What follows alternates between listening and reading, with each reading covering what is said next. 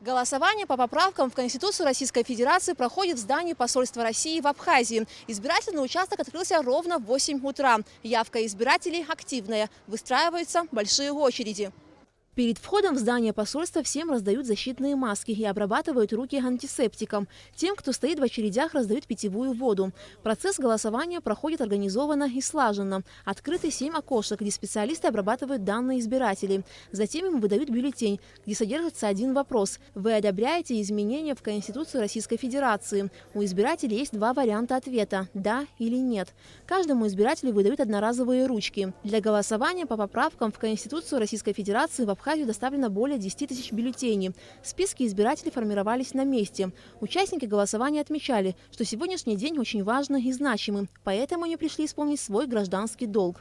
Для меня это важно тем, что я за то, чтобы территория Российской Федерации была неделима. И потом для нас, пенсионеров, очень важно то, что будет ежегодная индексация пенсии проводиться. Конституцию надо и вводить, и менять, и чтобы люди хотя бы читали, что это. Они просто так пришли, поставили галочку. Я надеюсь, что пенсия будет индексирована, животных будут защищать, как тут там говорится. Это потом прекратят бандитскую рубку леса. На избирательном участке голосование проходило без каких-либо осложнений. В первой половине дня нарушений и жалоб выявлено не было. Пока никаких жалоб к нам не поступало. Порядок мы признательны сотрудникам правоохранительных органов Абхазии, которые нас поддерживают. Видите, сколько здесь милиции и СО. Все стараются.